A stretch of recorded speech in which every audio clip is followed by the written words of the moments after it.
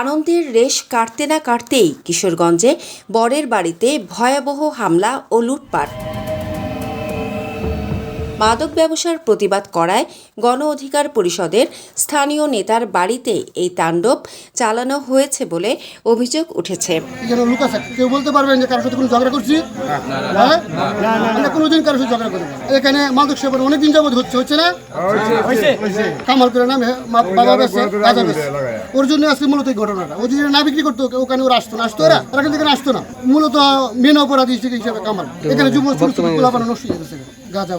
শনিবার সন্ধ্যায় কিশোরগঞ্জ সদর উপজেলার করশা করিয়াইল ইউনিয়নের ৫ নম্বর গ্রামে ঘটে এই ঘটনা। ভুক্তভোগী সেলিম খান স্থানীয় ১০ নম্বর করশা করিয়াইল ইউনিয়ন গণ অধিকার পরিষদের আহ্বায়ক।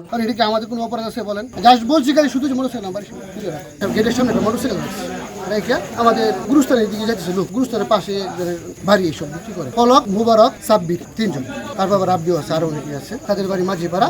জানা গেছে শনিবার সেলিম খানের বাড়িতে বিয়ের অনুষ্ঠান শান্তিপূর্ণভাবেই শেষ হয়।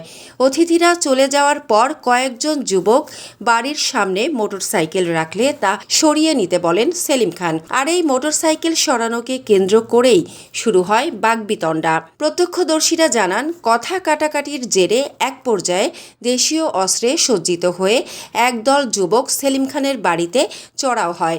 মুহূর্তের মধ্যে রণক্ষেত্রে পরিণত হয় পুরো বাড়ি। ভাঙচুর করা হয় দরজা, জানালা ও আসবাবপত্র। টাকা পয়সার বিষয়টা আমার হাতে একটা আংটি ছিল, আমি আমার ওয়াইফের একটা আংটি দিয়েছিলাম, সেটাও নিয়ে নিছি। গলার চেন দিয়েছিলাম, সেটাও নিয়ে নিছে। আমার পকেটে টাকা ছিল ৯৫,০০০, সেটাও নিয়ে নিচ্ছে। যে ২২ ফোন ছিল, মোট ৫টা ফোন নিয়ে গেছে। ভুক্তভোগী পরিবারের দাবি, ঘরে ঢুকে নগদ টাকা, মোবাইল ফোন এবং স্বর্ণালংকার লুট করে নিয়ে গেছে হামলাকারীরা। এই হামলায় বেশ কয়েকজন আহত হয়েছেন। মানুষ আয়া বাড়িঘর ভাঙচুর করতেছে, মানুষেরা মারতেছে। আমার একটা বাউল এলা গেছে ফিরাই, তো এলারা কমরটা মারা দিছে, একটা বাড়ি দেয় এলাকা বয়ে হচ্ছে, আবার ইট দিছে মাথার মাঝে, মাথা করে 2টা বাঘ। আমরা আজকে অসহায়ের মতন এলাকা বসবাস করছি। আমরা চাই দ্রুত এই সমাজ থেকে অসাধু মাদক ব্যবসায়ী এবা ব্যবসায়ীরা চিহ্নিত করে ধরে আইনের আওতা নিয়ে যথাযোগ্য তাদের শাস্তি দেওয়ার জন্য আমরা আহ্বান জানাচ্ছি। এর মধ্যে গুরুতর আহত দুজনকে শহীদ সৈয়দ নজরুল ইসলাম মেডিকেল কলেজ হাসপাতালে ভর্তি করা হয়েছে। ভুক্তভোগী সেলিম খানের অভিযোগ, মোটরসাইকেল সরানো তো জাস্ট একটা উসিলা।